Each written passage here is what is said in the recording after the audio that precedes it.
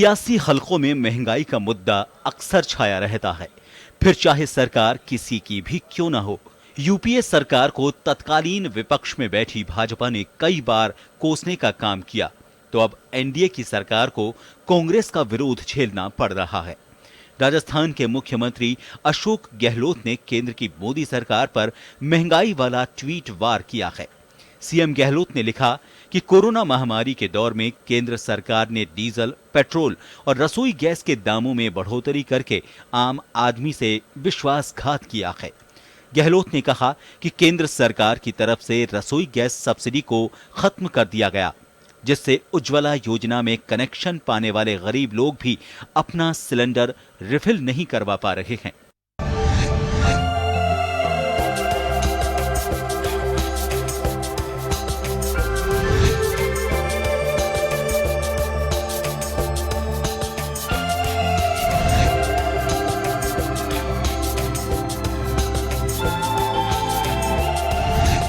बात सब्जी मंडी की हो या फिर तेल की कीमतों की, यहां तक कि अब रसोई का बजट भी बिगड़ने वाला है। 50 रुपए एक मुश्त गैस सिलेंडर के दामों में बढ़ोतरी कर दी गई है। सीएम गहलोत ने केंद्र पर वार करते हुए कहा कि कोरोना काल में जब सरकार को लोगों की मदद करनी चाहिए थी, तब मोदी सरकार ने लोगों को महंगाई के बोझ तले दबा दिया है। वहीं तेल की कीमतों का जिक्र करते हुए कहा कि यूपीए सरकार में अंतर्राष्ट्रीय बाजार में कच्चे तेल की कीमतें $120 बैरल थीं, लेकिन पेट्रोल के दाम $70 थे। वहीं मोदी सरकार में कच्चे तेल की कीमतें $50 प्रति बैरल से भी कम हैं, लेकिन तेल की कीमतें लगातार बढ़ाई जा रही हैं। उधर भाजपा ने इन आरोपों पर पलटवार भी किया है। अंतर्राष्ट्रीय मार्केट और जो दैनिक जो चीजें चल रही हैं उसके हिसाब से ये रेट्स का उतार चढ़ाव होता है, और ऐसा पहली बार नहीं है कि एलपीजी के गैस सिलेंडर्स बढ़े हों। यूपीए के समय में तो अप्रत्याशित रूप से रेट्स बढ़ाई जाती थी। किसान आंदोलन से घिरी केंद्र की मोदी सरकार पर कांग्रेस ने महंगाई वाला सीधा हमला बोला है, तो वहीं इसको आम आदमी के बजट को बिगाड़ने वाला करार दिया है। कोरोना काल में जिसका सीधा असर आम जन पर पड़ेगा, यानी अब फिर आवाज उठेगी, महंगाई डायन खाया जात है। ब्यूरो रिपोर्ट, जन टीवी, जयपुर। महंगाई का वो उसके कारण होता है, उसका सीधा सीधा प्राइस इंडेक्स से संबंध होता है कि हमारे वहां पे जो मुद्रास्फीति की दर है वो क्या है। ओवरऑल आप इवैल्यूएशन करेंगे, मूल्यांकन करेंगे तो उसमें अगर आप चर्चा करेंगे ओवरऑल, तो आपको ध्यान आएगा कि जो माननीय मनमोहन सिंह जी की सरकार थी तो 11.4 तक मुद्रास्फीति की दर गई थी, लेकिन मोदी जी के कार्यकाल में एक बार भी उस पॉइंट को नहीं छुआ है। एक बार तो महंगाई की जो दर है ओवरऑल वो तो कंट्रोल में है। अब बात बची है कि पेट्रोल प्राइसेस की आप बता रहे हैं, डीजल, और एक हो गया रसोई गैस का। इसमें भी आप ओवरऑल इफेक्ट का इवैल्यूएशन करते हैं। जो छोटा परिवार है उसमें एक महीने में एक सिलेंडर खपता है, और अगर बड़ा परिवार है तो पैसे जाने की बात करता हूँ। ओवरऑल एक परिवार पर फर्क। आप ये मत बताइए, एक छोटा परिवार है, 4 महीने उसके सिलेंडर चल जाता है, उसको कोई दिक्कत नहीं है, वो इतना सा सहन कर सकता है, उसकी मोटरसाइकिल डेली चलती है।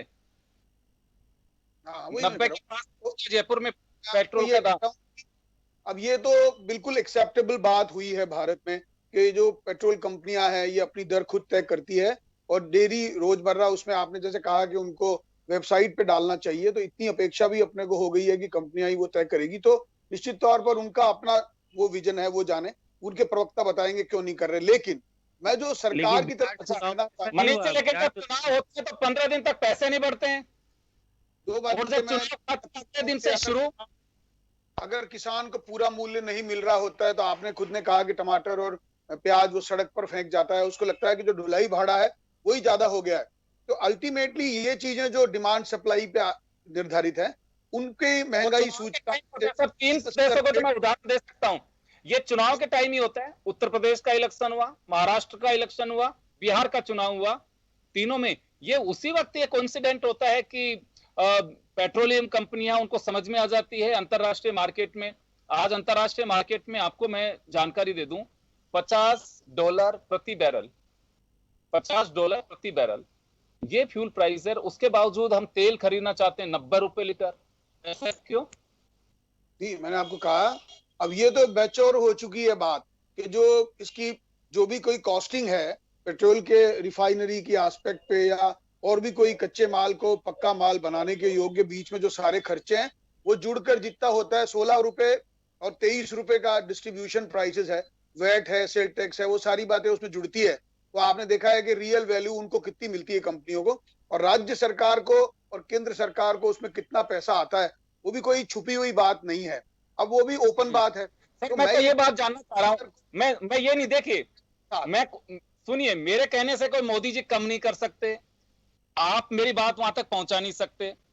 मैं सिर्फ ये कह रहा हूं कि जब सत्ता में बैठते हैं तो हम उसे वाजिब ठहराते हैं कि बिल्कुल ये तो हो ही सकता है, ऐसा नहीं हो सकता, लेकिन जब अपोजिशन में होते हैं तो तुरंत हम कॉल कर देते हैं भारत बंद। मैंने आपको कहा, मैंने आपको ये भी निवेदन किया, जो ये मुद्रास्फीति की दर में जो वृद्धि हुई थी, ओवरऑल महंगाई सूचकांक में 7% की वृद्धि हो गई थी, और वो सब 11.4% तक चला गया था, तो उसका उससे विरोध क्या करना संबंध जायज है है। सर आपका? आप उससे समझिए, क्या संबंध आपका? आप ये बताओ मेरे को कि 70 रुपए लीटर जब मिल रहा था फ्यूल, 70 रुपए लीटर कांग्रेस था, को करना चाहिए भारत या नहीं करना, ये तो बताएंगे। खामोश बैठे अभी।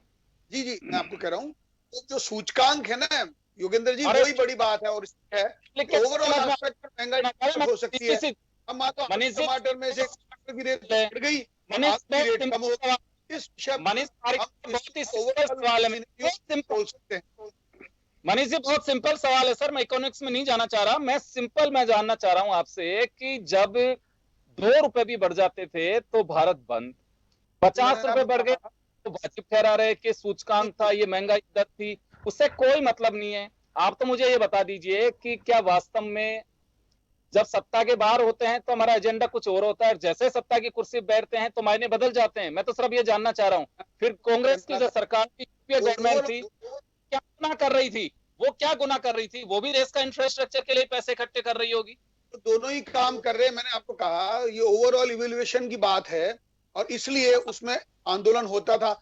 जब से पेट्रोल डीजल की कंपनियों के पास में इनकी रेट निर्धारण के अधिकार आए हैं, सरकार का रोल बहुत कम रह गया है। एक बात, उस समय ये तो मनमोहन सिंह के सरकार के वक्त से ही हो रहा है, 2008 में चालू हो गया था मनीष जी, 2008 से चालू हो चुका था। और दूसरी बात, आप लोगों ने उसका पूरा विरोध किया, कहा कि खारिज होना चाहिए। नरेंद्र मोदी साहब खुद गुजरात के मुख्यमंत्री रहते हुए अब तो प्रधानमंत्री हैं, कुछ भी खारिज कर सकते हैं।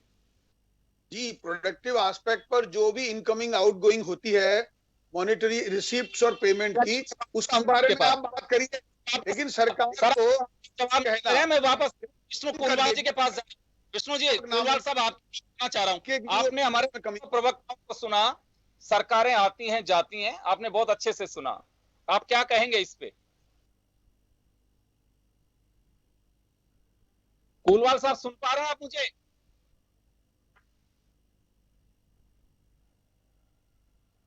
कुलवाल साहब, आप मुझे सुन पा रहे हैं? आपने मनीष पारिक,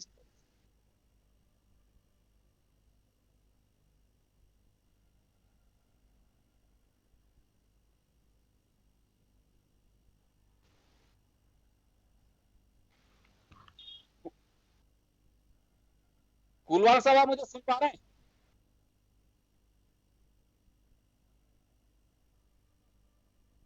चलिए, कुलवाल साहब के पास में मैं लौटूंगा, यहाँ एक छोटे से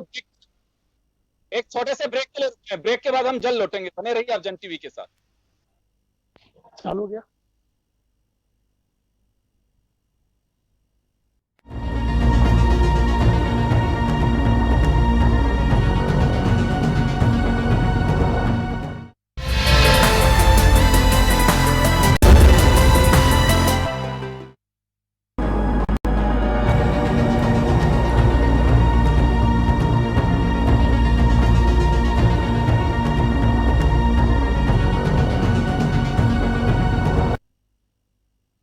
ब्रेक के बाद एक बार फिर आपका स्वागत है। आप देख रहे हैं खास खबर, बात कर रहे हैं हम महंगाई।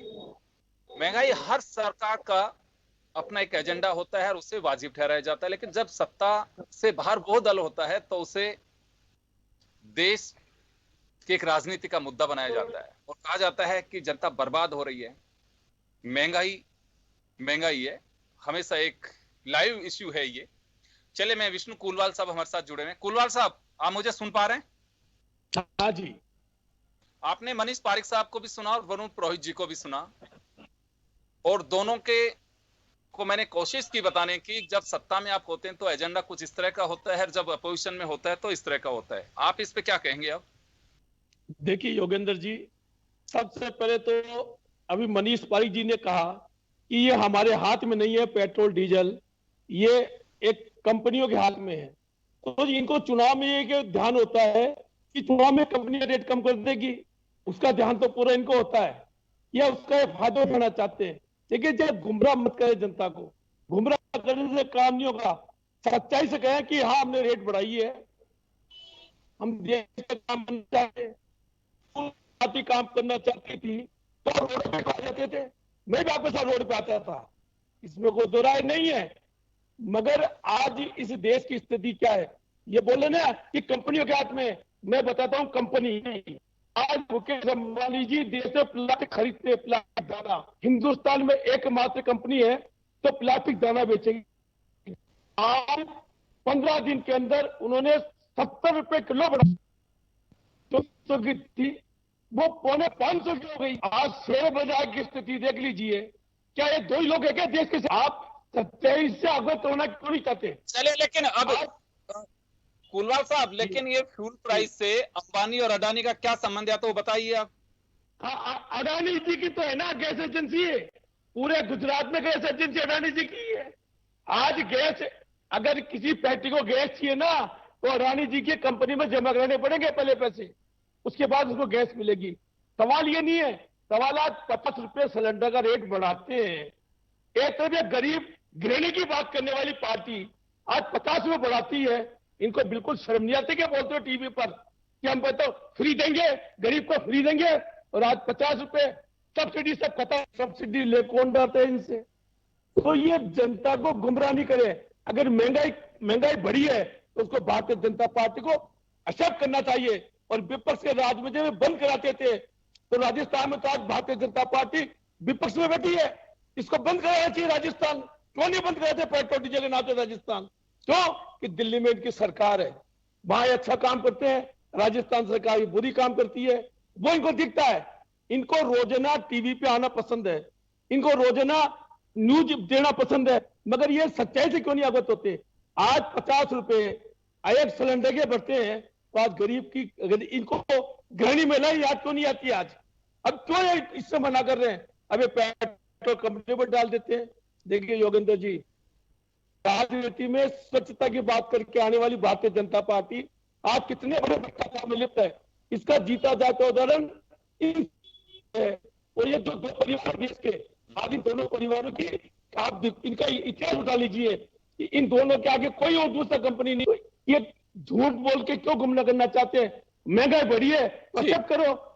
चलिए, आ रहा हूं कुलवाल साहब, वापस आ रहा हूं आपके पास, वापस आऊंगा। मैं श्याम सुंदर शर्मा साहब के पास जाना चाहूंगा। श्याम जी, आपके पास आना चाह रहा हूं एक बार में। देखिए, महंगाई, या तो हमें यह स्वीकार करना चाहिए कि समय के साथ में स्थितियां बदल जाती हैं, और आज देश के सामने, दुनिया के सामने अलग परिस्थितियां हैं।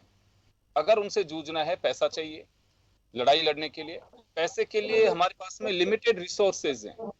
हर सरकार के सामने प्रॉब्लम आती है, तो ये हमें ये स्वीकार करना चाहिए कि हाँ बिल्कुल फ्यूल प्राइस जो है वो डिकंट्रोल है, और जस्टिफाई करती हैं कंपनियां कि हाँ वास्तव में जो पैसे बढ़ाए गए हैं वो वाजिब है, बढ़ाने की आवश्यकता थी। या तो ये होना चाहिए, या फिर इस एजेंडे को खारिज करना चाहिए अब इन लोगों को कि हाँ राजनीति का मुद्दा नहीं है महंगाई। देखिए योगेंद्र जी, मनीष जी बार बार कह रहे थे कि हमारे कंट्रोल में नहीं है, लेकिन कंपनी का मैनेजमेंट किसके कंट्रोल में है? वो तो सरकार के नुमाइंदे हैं ना वहां बैठे हुए, कोई दूसरे लोग तो है नहीं। अगर उनको कहा जाता है कि आप चुनाव है, आपको नहीं बढ़ाने 15 दिन, नहीं बढ़े।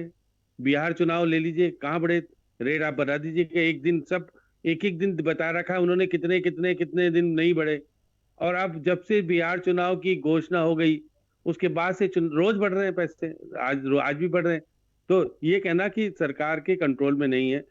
अब वरुण जी कह रहे थे कि मुझे तो स्टडी नहीं है, वरुण जी को बहुत ज्यादा स्टडी होगी। अशोक गहलोत खुद प्रधानमंत्री जी को सलाह देते हैं और खुद इतना जो वेट लगाए हुए हैं और सेस लगाए, आप इनको कैलकुलेशन करके देखिए, 30% से ज्यादा है राजस्थान का। अब राजस्थान में कोई भी ट्रक आता है तो पेट्रोल और डीजल भरा के नहीं जाता है, यहाँ से भराएगा बाहर जा करके, सड़क उपयोग करेगा अपनी, और बाहर जा करके वो अपना फ्यूल बढ़ा। अब बहुत सारे देखिएगा, जब आपने पहले भी चर्चा की थी, तो जो डीजल और पेट्रोल वाले जो पेट्रोल पंप वाले हैं, उनका कहना था, सरकार को कहा था कि इस तरह से कर लीजिएगा तो हमारा आपको फायदा होने वाला है, थोड़ा बहुत होगा, बैलेंस हो जाएगा। लेकिन मुख्यमंत्री जी नहीं माने, मुख्यमंत्री जी की कंट्रोल कहीं और से चल रहा है, क्योंकि वो अधिकारियों की मानते हैं, वो मानते ही नहीं आम जनता की। जैसे आज भी वो कह रहे हैं कि मैं जुड़ना चाहता हूँ पब्लिक से, ईमेल से जुड़ूंगा या बाकी लोगों से जुड़ूंगा, सीधे तो जुड़ने की स्थिति में नहीं है। तो आज कहे किसको, सरकार सुनना नहीं चाहती आम पब्लिक को, कहे किसको जाकर के। मोदी जी तो चुनाव होंगे जब आएंगे, बाकी तो अभी है ही नहीं, सब वर्चुअल आ गए। तो अब महंगाई बढ़ रही है, आम व्यक्ति पीड़ित है, उसको उसको रोजाना की रोटी रोटी को सोचता है कहाँ से आएगी। तो अब जिस तरह की व्यवस्थाएं हो गई है, अब आप अभी थोड़े दिन बाद आप देखें, कंट्रोलिंग सारा ही खत्म हो गया है ना। आप दाल की सीमा सीमा खत्म कर दिया आपने, आप कोई भी आलू प्याज वगैरह सब भी खत्म हो गया है। अब आप कौन करेगा कंट्रोल? आएगी विदेशी कंपनी, या जिसके पास पैसा होगा वही कंपनी आपका स्टोरेज करेगी और फिर उसके अनुसार बेचेगी वो, और आपको खरीदना तो खरीदो, नहीं मत खरीदो, कौन कह रहा है आपको? तो ये सारी व्यवस्थाएं, किस प्रकार से अर्थव्यवस्था चलेगी, कंट्रोल कैसे होगा, ये सारी बातें सोचने की है। आज मुद्दा यह है कि अंतरराष्ट्रीय मार्केट में आपको जो कच्चा माल मिल रहा है वो किस दर में मिल रहा है, और आप पब्लिक को किस दर में दे रहे हो। या आप सीधी सीधी तौर पे देखिएगा, जब आप दूसरे देशों को देते हो, श्रीलंका को या दूसरे देशों को पेट्रोल दे रहे हो या डीजल दे रहे हो तो सस्ता दे रहे हो, अब हमारी पब्लिक को दे रहे हो तो महंगा दे रहे हो। तो ये साफ स्पष्ट आता है सामने। स्वीकार करना चाहिए अर्थव्यवस्था किस तरह जा रही है, और कोरोना काल में जिस प्रकार से बेरोजगार हुआ है व्यक्ति, देखिए कितने करोड़, 15 करोड़ या 16 करोड़ से ज्यादा बेरोजगार हो गए। अब उनके पास तो आज तंगी की स्थिति है, खाने की स्थिति नहीं है। तो अब किस प्रकार से क्या होगा, भविष्य किस प्रकार से होगा, क्या है, किस तरह की अर्थव्यवस्था चलेगी, एक बहुत बड़ी विडंबना, चुनौती दोनों सरकारों के सामने आ गई है।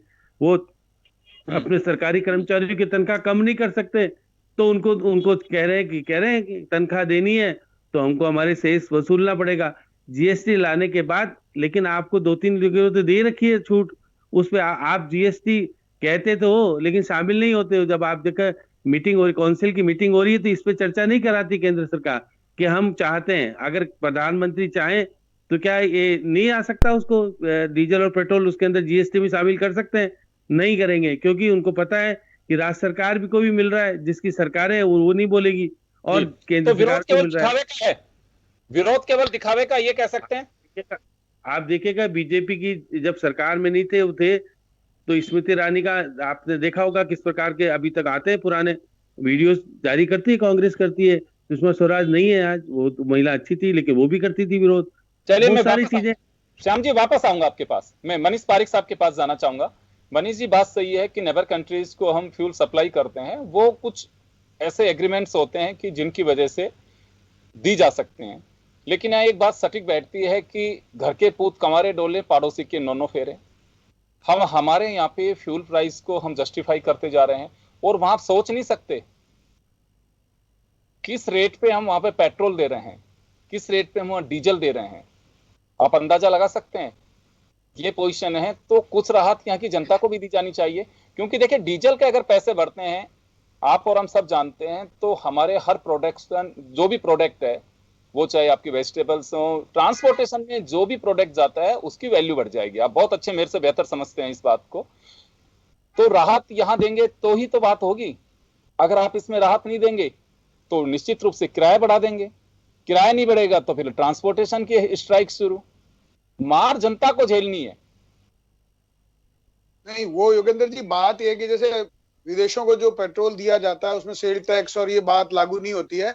तो जो भी आपने देखा अभी बखूबी बताया श्याम सुंदर जी ने कि कितना 30% के आसपास तो स्टेट गवर्नमेंट को मिलता है, 15-16% इसको मिलता है, और ओवरऑल जो कॉस्टिंग है तो सारी जोड़ जाड़ के आप डिस्ट्रीब्यूट होता है। वो अगर आप नेपाल श्रीलंका को देंगे तो वो वहां तो नहीं लगने वाला है, इसके कारण वहां पे दर कम होती है, और ये तो स्वाभाविक बात है। जो दूसरी बात आपने कहा कि जनता ने स्वीकार किया है कि वो महंगा पेट्रोल लेगी, लेकिन भारत को सशक्त बनाएगी, और वो मानसिकता उन्होंने बनाई है।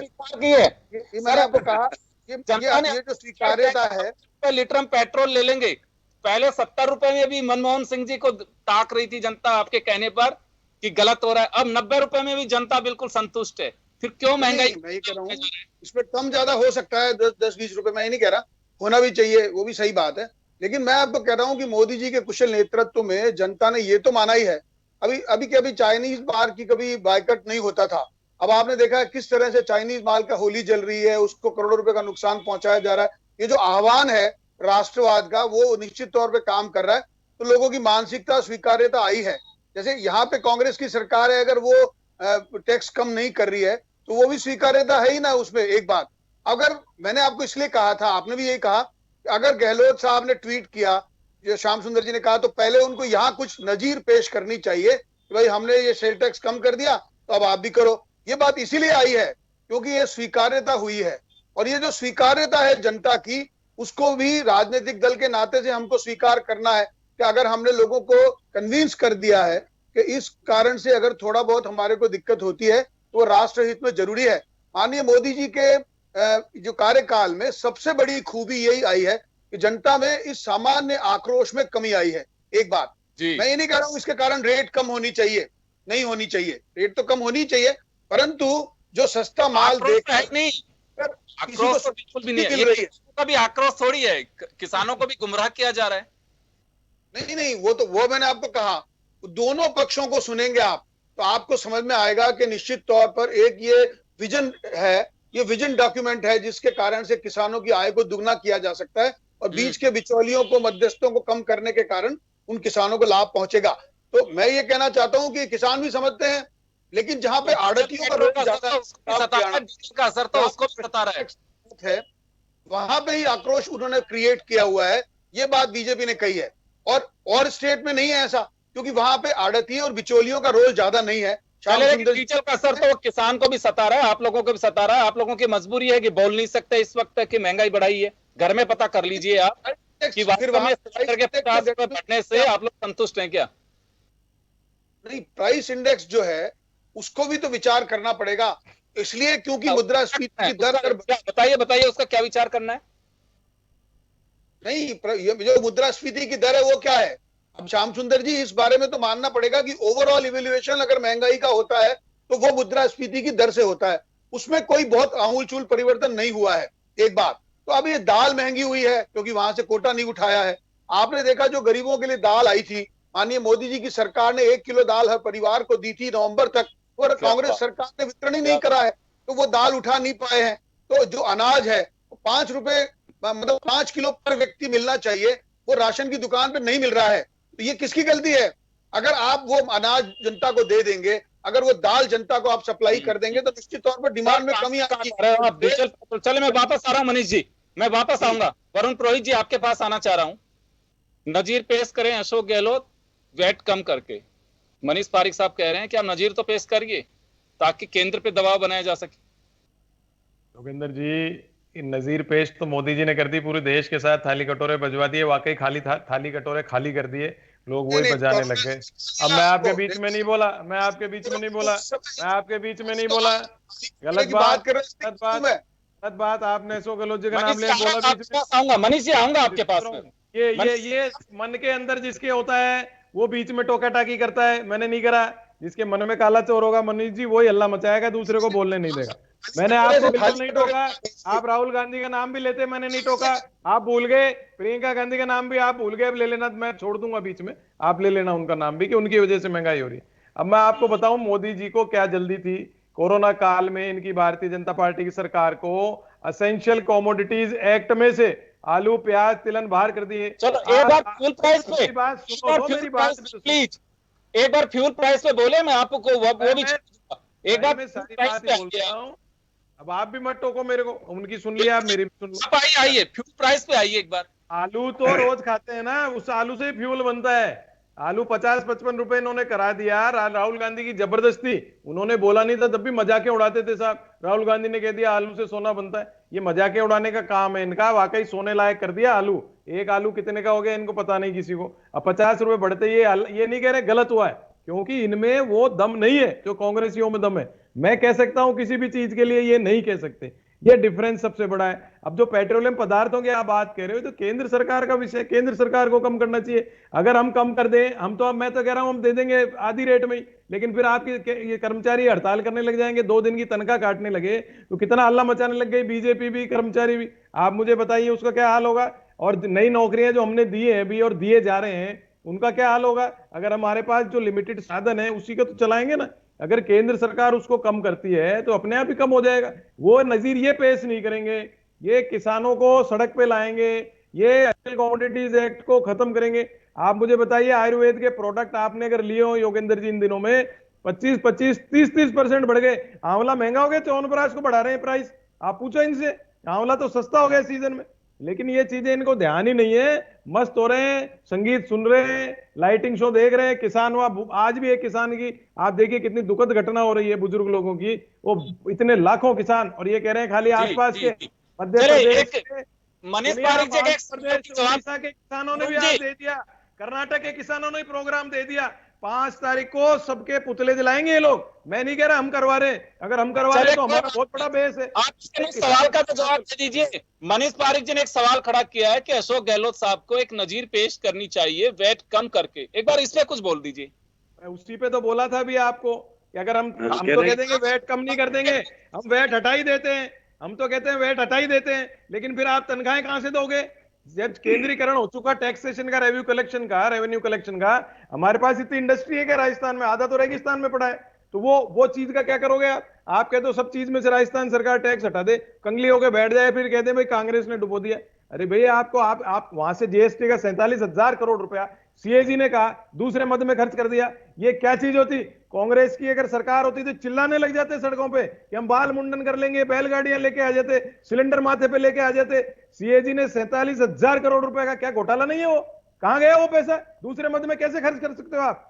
वो सरकारों को दिया नहीं है भाई, सरकार नहीं दे रही, हमने गेहूं दिया। अरे भाई आपने कहां से दिया, किसानों ने पैदा किया है, किसान नहीं दिया है, आपने कुछ नहीं दिया। आप तो बस नए नए सूट पहनो और लाइटनिंग शो देखो, मजा करो। किसान सर्दी में तड़पता रहे, उनपे वाटर कैनन चलाओ, उनपे रैपिड एक्शन फोर्स लगाओ। ये चीजें सारी जनता देख रही है, कांग्रेस नहीं करा रही। आज सारा आंदोलित है, अभी तो लेबर आएगी। इन्होंने जो श्रमिक लॉ में चेंज किया लेबर लॉज में, वो अभी तो जागेंगे आप देखना। बेरोजगारों ने तो सितंबर में क्या किया था आपने देखा, सब दीप वो जलाई थी कैंडल्स इन्होंने, बेरोजगार युवाओं ने पूरे देश में जलाई थी। अब आप देखिएगा 10-5 दिन में लेबर आएगी सड़कों पे, वो तो फैक्ट्रीज बंद है, इन्होंने लेबर लॉज ही चेंज कर दिए। ऐसी क्या जल्दी हो रही है, फटाफट फटाफट पूंजीवाद को। मैं आपको बता रहा हूं जैसे i7 कंप्यूटर होता है ना, इंटरनेट की फास्ट स्पीड चाहिए, फटाफट पता नहीं लग जाए जनता को। कोरोना काल को में ही कर दो सब कुछ चौपट। आप देखिए बिजनेसमैन का क्या हाल हो गया। जिस बिजनेसमैन ने, मध्यम वर्गीय बिजनेसमैन ने करोड़ों, इनको 70 साल से वोट दिया, कांग्रेस को नहीं दिया। चले मेरी वरुण जी, मनीष जी से भी मेरे सवाल पूछा था, उसमें भी उनका डॉक्टर्स स्ट्राइक पे जा रहे हैं योगेंद्र जी 11 तारीख को। पूरे हिंदुस्तान के डॉक्टर्स, इंडियन मेडिकल एसोसिएशन ने घोषणा की है। क्यों जा रहे हैं, ये कह रहे हैं आक्रोश नहीं है, आक्रोश तो सड़क पे आता जा रहा है। आप तो देखना 10-15 दिन में और कितना हो जाएगा। फिर आरोप लगा तो कांग्रेस, अरे भाई कांग्रेस में अगर इतनी पावर है तो आप सत्ता में नहीं रह सकते। ये तो जनता का आक्रोश है, अभी तो और आएंगे सड़कों पे। रोटी रोजगार का इतना भयंकर समस्या हो चुकी है योगेंद्र जी, आप घर घर जाके देखो तो सही क्या हाल है। 50 रुपए बढ़ गए साहब, अफोर्ड कर सकता है। अरे परिवार ही 4-4 के रह गए, 20-20 के परिवार है ही कहां। अब 50 रुपए आपने वो बढ़ा दिए, 50 रुपए बिजली के बिल हमको वैसे बढ़ रहे हैं। उसके लिए मैं खुद बोल रहा हूं राज्य सरकार को बिजली का बिल कम करना चाहिए। आप बोल सकते हो केंद्र सरकार को कम करना चाहिए, मैं बोलने को तैयार हूं, बोलो आप बोल नहीं सकते हो। बिजली के बिल भी करंट मार रहे हैं। आप वही तो पार्ट से तो चुने हुए, ये बोले। अरे भैया जनप्रतिनिधि हो गए तो सरकार का हिस्सा है आप, और मैं थोड़ी सरकार का हिस्सा है। इनको चिट्ठी लिखनी चाहिए, प्रस्ताव पास करो नगर निगम से कि भाई बिजली, जयपुर नगर निगम के क्षेत्र में बिजली की इतनी रेट होगी, पेट्रोल की इतनी रेट होगी। आपको भेजेंगे प्रस्ताव पारित करके, आपको प्रस्ताव तो पारित करें, अगर दम है तो प्रस्ताव पारित करो। आप डेमोक्रेसी में ये हल्ला मचाने की बजाय आप डेमोक्रेटिक वे में जाइए। तो मुझे तो एक बात बता दीजिए कि महंगाई एक ऐसा मुद्दा है जो हर राजनीतिक दल का फर्टाइल इश्यू की तरह लगता है, तो कुल मिलाकर के इसे खारिज नहीं कर देना चाहिए कि महंगाई को मुद्दा कैसे कर देना चाहिए। आम आदमी के पेट से रोटी रोजगार से जुड़ी हुई चीजें आप खारिज कैसे करोगे जो आप, मैं बता रहा हूं, पार्टी विद द डिफरेंस इनकी खत्म हो। अटल जी के टाइम तो नहीं उठे ये प्रश्न, आप मुझे बताइए। अटल जी नहीं थे कि 7 साल 6 साल प्रधानमंत्री? जब तो नहीं, इसी 6-7 साल में क्यों हो रहे? क्यों? क्योंकि लैक ऑफ फार साइटेडनेस है, मजा कर रहे हैं, फोकट का राज जैसे मिल गया हो, तहस नहस करे जा रहे हैं, बिल्कुल तहस नहस कर दी इकोनॉमी इंडिया की। क्या कह रहे हैं आप? पॉकेट का तो नहीं मिला, लड़ाई लड़के लिया राज तो इन्होंने। कुछ नहीं लिया, लड़ाई लड़के नहीं लिया इन्होंने, कांग्रेस की कमजोरी से फायदा उठाया इन्होंने। कांग्रेस की कमजोरी है इसलिए ये राज में, मैं तो एक्सेप्ट करता हूं, इसमें इनकी दम थोड़ी एक्सेप्ट करने की। कांग्रेस आज मजबूत हो जाए, ये कल सत्ता से बाहर हो जाएंगे। आज किसान इनको सत्ता से बाहर कर देगा हिंदुस्तान के, अगर इन्होंने बिल रद्द नहीं किए तो। कुलवाल साहब वापस आ रहा हूं आपके पास, कुलवाल साहब वापस आपके पास आना चाह रहा हूं। तो खुद ही जी कुलवाल साहब सुन पा रहे हैं मुझे? उनका माइक म्यूट हो रखा है। चलिए श्याम जी के पास जाना चाहूंगा। आपका माइक ठीक कर लो तो गोलवाल जी, आपका माइक म्यूट हो रखा है। चलिए वो जैसे जुड़ेंगे तो मैं उनके पास में जाऊंगा। आपके पास आऊंगा श्याम जी एक बार में। कुल मिलाकर के हम ये कह सकते हैं कि ये अब राजनीतिक मुद्दा नहीं रहा है। हाँ साहब, कुलवाल साहब सुन पा रहे हो मुझे? हाँ जी, हाँ जी। महंगाई एक ऐसा मुद्दा है कि जिसमें कई सरकारें चली भी गई हैं। प्याज को नहीं भूल सकते, बाजरे को नहीं भूल सकते, कई सरकारें प्याज के छिलके की तरह निकल गई। लेकिन मुद्दा जो है वो महंगाई का जब भुनाने की बात आती है तो जनता के आंसू पोंछने की पूरी कोशिश की जाती है। लेकिन जैसे ही हम सत्ता की कुर्सी पे बैठते हैं तो बयान बदल जाते हैं कि नहीं ये तो फिर नहीं होगा, तो ऐसे कैसे चलेगा काम। तो महंगाई का मुद्दा अब खारिज कर देना चाहिए, तो जनता को जनता के हाल पे छोड़ देना चाहिए कि वो भगवान भरोसे हैं। नहीं योगेंद्र जी, जब चुनाव आते हैं, जब ये वोट मांगने जाते हैं तो इनके पास 3 ही चीज होती है। एक तो महंगाई ज्यादा हो गई, किसानों के लिए, किसानों की स्थिति खराब हुई, किसान देश में आत्महत्या कर रहे हैं, और हम देश को मजबूत करेंगे। सवाल यह है कि राजनीतिक लोग हैं हम, मगर राजनीतिक से परे हट के ये बात तो करें कि वास्तव में जो देश के अंदर जो प्रधानमंत्री जी और जो केंद्र सरकार जो काम कर रही है वो इस समय एकदम गलत काम कर रही है। इस समय जब हमारा देश कोरोना से लड़ रहा है, जब आप कोरोना की बात करते हो, जनता ने देश के प्रधानमंत्री कोष में पैसा दिया, देश के मुख्यमंत्री कोष में पैसा दिया प्रदेश के, और इन लोगों ने आज सब जनता के साथ क्या किया? पेट्रोल के दाम बढ़ा दिए, डीजल के दाम बढ़ा दिए, आज गैस के दाम बढ़ा दिए, आप देख लिए प्लास्टिक के दाम इन कंपनियों के बड़े सेठों ने बढ़ा दिए, लोहे के दाम बढ़ा दिए, सीमेंट के दाम बढ़ा दिए। ऐसा कोई वस्तु बताओ ना, सोने का दाम बढ़ा दिए, ऐसी कोई चीज बताओ मनीष जी जो देश के लिए आप लोगों ने अच्छा काम किया हो। सिर्फ एक मोदी जी का चेहरा लेके घूम के आप जनता को कब तक गुमराह करोगे? आज सच्चाई के साथ ये बोलो कि हाँ इस देश में महंगाई हुई है और हम भी इस महंगाई का विरोध करते हैं। जैसे आज प्रकाश सिंह बादल ने किया, हनुमान बेनीवाल ने किया, आपके गठबंधन के लोग हैं ये, तो आपके गठबंधन के, तो आज क्यों नहीं करते करे? जैसे वरुण जी बोल रहे हैं कि बिजली की दरें बढ़ रही है तो घटनी चाहिए, ऐसे हिम्मत करो आप भी और ये बोलो कि नहीं ये 50 रुपए गैस के सिलेंडर के नहीं बनने चाहिए। बोलो ये बात, क्यों नहीं बोलते हो? ये गले में फंदा डाल के मत बोलो, सच्चाई से बोलो, दिल से। यहाँ जो हो रहा है, जो गलत हो रहा है, क्यों नहीं बोलना चाहते हो आप? तो मैं तो इतना ही बोलूंगा कि महंगाई के नाम से जनता को गुमराह किया जाता है। चुनाव के अंदर योगेंद्र जी 10 से 15 दिन चुनाव में ये लोग गरीबों को लालच दे दे के अपना वोट करते हैं और कुछ नहीं करते इसके सिवाय। कुलवाल साहब, जनता को गुमराह किया जा रहा है। श्याम जी आपके पास आना चाहूंगा। जनता गुमराह कब तक होती रहेगी? जनता समझ पाएगी कि हाँ महंगाई एक मुद्दा है, लेकिन राजनीतिक दलों फॉर इंटरप्शन, इनके प्रधानमंत्री जी ने आपदा को अवसर में बदलने की बात कही, वही बदला जा रहा है। कोरोना काल में लूटा जा रहा है देश को। देखिए योगेंद्र जी, देखिए योगेंद्र जी, ये बात तो सही है कि कोई भी सरकार आएगी तो महंगाई को कम करने की स्थिति में नहीं होगी, लेकिन ये बात सही है कि जिस प्रकार से पेट्रोल डीजल का भाव बढ़ रहा है उसको कंट्रोल किया जा सकता है। तरीके से करें तो हो सकता है, ऐसा नहीं है। जिस प्रकार से आपने देखा पहले दालों पे कंट्रोल किया था इन्होंने, अब कंट्रोल कैसे करेंगे, क्या नहीं करेंगे? आम पब्लिक तो आज जिस प्रकार से रोजी रोटी के लिए तरस रही है और उसको आने वाला समय संकट और चुनौती के तहत है, क्योंकि कोरोना काल कब तक चलेगा अभी तक कोई क्लियर नहीं कर पाया और इससे आर्थिक स्थिति कमजोर हुई है, ये भी दोहराए नहीं। तो कह सकते हैं जब जब अपोजिशन में होते हैं तो जनता के बीच होते हैं, जनता की प्रॉब्लम को शेयर करते हैं, बातचीत करते हैं, लेकिन जैसे ही सत्ता की कुर्सी पे बैठते हैं उस नेक्सस के बीच जाके फंस जाते हैं, जो पूर्ववर्ती सरकार के साथ भी वही लोग रहे जिनको अब कहते हैं ब्यूरोक्रेट्स। रिमोट से सरकारें उन्हीं के से चलती हैं। बेशक कहा जाए कि डेमोक्रेटिक सिस्टम है, क्या सत्ता चला रही है, कोई नहीं चलाता, सत्ता वही लोग चलाते हैं जिनको चलानी है। और यही बड़ी वजह है कि चश्मा बदल जाता है जैसे ही सत्ता की कुर्सी पे बैठते हैं। क्यों बदल दिया जाता है? नंबर बदल दिए जाते हैं। अगर जनता की बात को सोचे, अगर उस एहसास को पहले समझा जाए कि हाँ, मैं जब जनता के बीच था, अपोजिशन में था, तो क्या हालात थे, लेकिन मुझे नहीं लगता कि किसी के जहन में वो दर्द उतर पाता है। जैसे हम कुर्सी पे बैठते हैं, एसी कमरों में बैठते हैं, नजरिया बदल जाता है। खैर चलिए, ये सब कुछ ऐसे ही चलेगा। जनता को ये सब कुछ भुगतना है। राजनीतिक दलों को अपना ये कहें कि उनके आंसुओं पर, मैं ये नहीं कह रहा कि लाशों पे या किसी की मजबूरी पे, आंसुओं पे रोटियां सेकी जा रही हैं। ये मजबूरी के आंसू हैं जो लोग बहा रहे हैं, और सरकारों को समझना चाहिए। इसमें मैं किसी एक गवर्नमेंट को कटघरे में खड़ा नहीं कर रहा, सभी का हाल यही है। राहत देना चाहिए तो कोई भी दे सकता है, और नहीं देनी तो ये बॉल उठा के उसके पाले में, उसकी बॉल उठा के इसके, ये सब कुछ खेल से ही चलता रहेगा। यानी कि जनता को फुटबॉल बनाया जा रहा है महंगाई के बीच।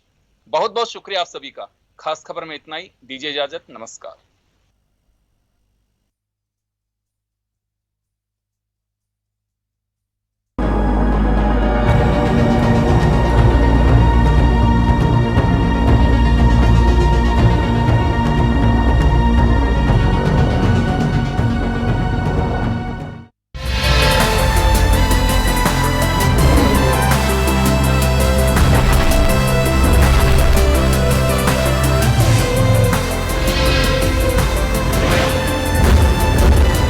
जन टीवी की लेटेस्ट अपडेट पाने के लिए हमारे चैनल को जरूर सब्सक्राइब करें और नोटिफिकेशन पाने के लिए बेल आइकॉन दबाएं।